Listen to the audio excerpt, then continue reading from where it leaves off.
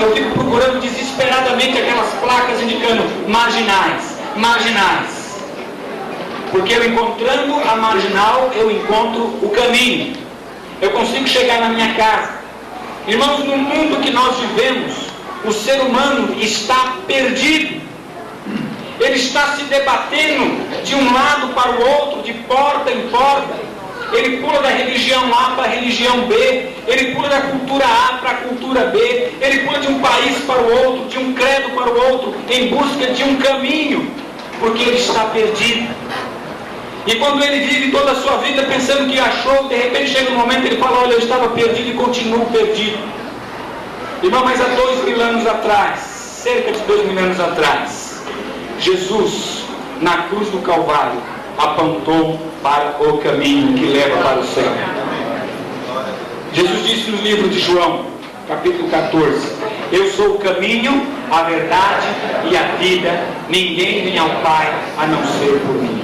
E o livro de Hebreus foi escrito para os hebreus. Quem eram os hebreus? Os hebreus eram os judeus, o povo de Israel, o povo que foi criado e instruído na lei do Senhor. E a lei dizia que para o homem se aproximar de Deus, ele precisava se aproximar de Deus não com mãos vazias, mas com as suas mãos tendo purificado com o sangue, mas um sangue de um cordeiro. E esse cordeiro deveria ser um cordeiro imaculado, um cordeiro perfeito, uma ovelhinha pura. E Deus aceitava ali provisoriamente o sacrifício daquele cordeiro, e os homens chegavam até Deus por meio do sacerdote, colocando a sua fé não no cordeiro, não no sangue do animal, mas que Deus iria retardar o seu juízo por meio do sangue daquele cordeiro. E o autor de Hebreus escreve agora dizendo que não é mais necessário sacrifícios, porque Jesus foi o único sacrifício. E ele faz um apelo àqueles que creem. Ele diz: irmãos, temos plena confiança agora para entrar no Santo dos Santos. Por quê? Por causa que nós encontramos um novo e vivo caminho que foi aberto por meio do seu corpo, do corpo de Cristo, o nosso Senhor e Salvador. Será que há alguém perdido aqui nesta noite? Será que há nesta noite aqui alguma pessoa, algum rapaz, alguma moça, algum jovem, algum homem, alguma mulher, algum vovô, alguma criança, que em meio a este mundo confuso, caótico, em meio, nós estamos às portas das eleições no nosso país, e no nosso coração fica aquela tentação de voltar nulo, porque nós não acreditamos mais no homem. Mas eu creio que se nós fizermos assim, nós vamos estar abrindo mão de um direito muito precioso que nós temos. Mas irmãos, eu não estou confiando mais em ninguém, em você. Está difícil. Está difícil confiar nas pessoas. Você olha para um lado, é engano, você olha para o outro lado, é decepção. Neste mundo que nós estamos vivendo, os homens estão desiludidos, os homens estão perdidos. Mas você veio aqui esta noite, eu tenho convicção, não foi apenas para ver o seu amigo, o seu irmão, o seu parente descer as águas do batismo, mas você veio para ouvir que existe um caminho, existe uma saída. E esse caminho é Jesus, e essa saída é Jesus, e tudo foi consumado há 2000 anos atrás na cruz do Calvário, um novo caminho. A Bíblia diz que quando Jesus morreu na cruz, o véu do templo que separava aquela cortina densa, grossa, que separava o sumo sacerdote do lugar onde era oferecido o sacrifício a Deus, ela se rasgou de alto a baixo.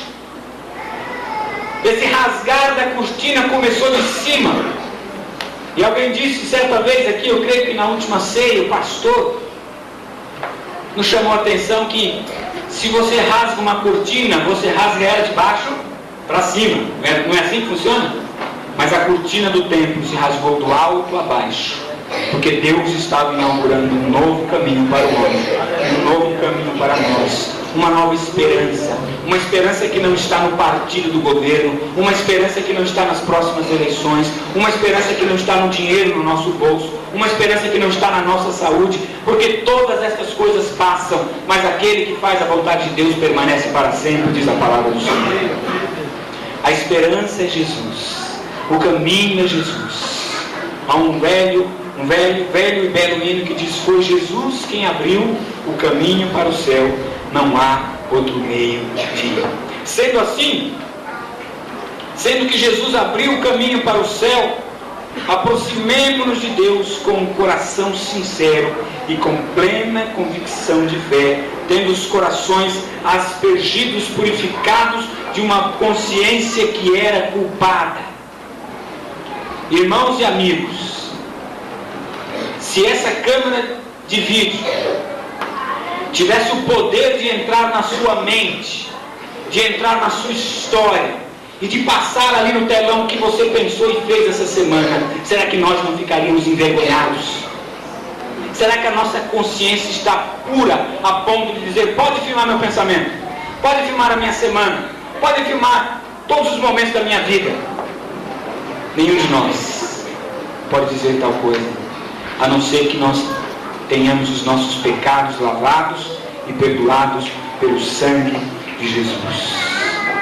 E o nosso desafio, nossa esperança, o nosso desejo ao participarmos da ceia do Senhor, ao caminharmos para a última parte deste culto, é que todos aqui neste lugar, lá na galeria, lá fora, aqui no corredor, tenham o seu coração lavado pelo sangue de Jesus e possam viver e andar por esse novo e vivo caminho.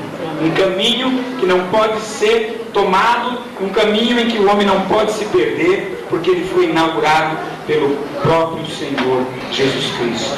É novo, porque ninguém jamais experimentou uma vida a não ser que experimente a vida com Jesus. E é vivo, porque a cada dia o Senhor nos dá uma nova esperança, a cada dia o Senhor renova a nossa fé. Por isso que Ele é novo e por isso que Ele é vivo. Mas isso não foi de graça, isso custou muito caro.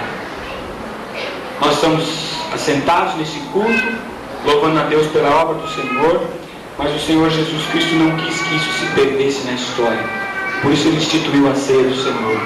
Nós vamos participar agora do pão e do cálice, lembrando a morte do Senhor Jesus Cristo.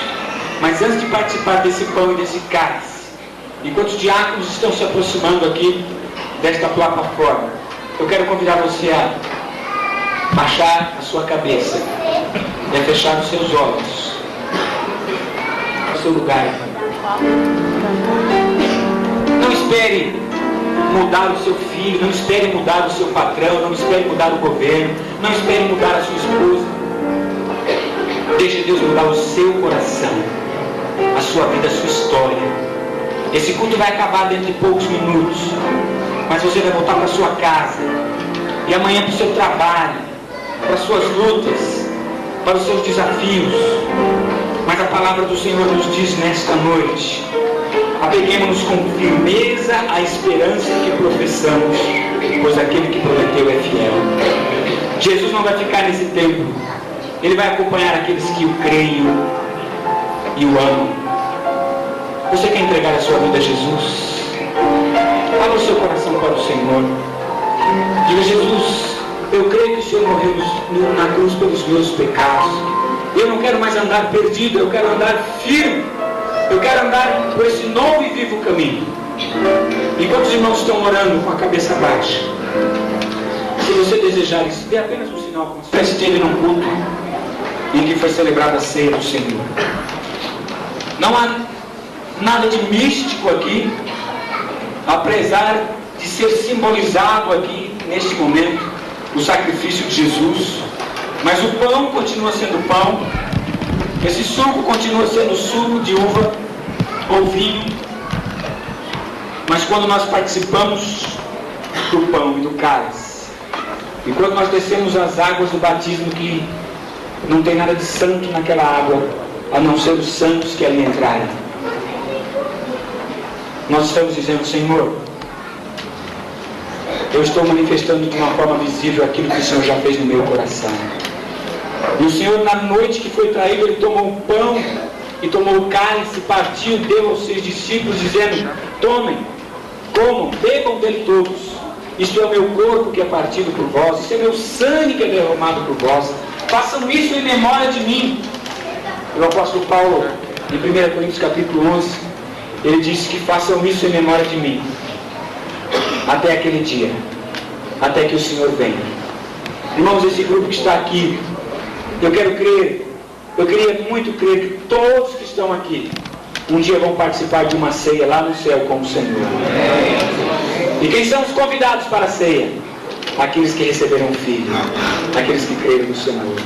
E se você crê no Senhor Jesus Cristo e deu testemunho da sua fé, se batizando hoje, como esses irmãos, ou numa outra ocasião, numa outra igreja, se você foi batizado em nome do Pai, do Filho e do Espírito Santo, está em comunhão com a sua igreja, você é convidado agora para participar dessa ceia. Os irmãos diáconos vão passar nos bancos, distribuindo esses elementos. Você que é crente, batizado, em comunhão com a sua igreja, essa ou outra, você tome. Depois nós vamos comer e beber todos juntos, enquanto cantamos o hino que vai ser indicado pela nossa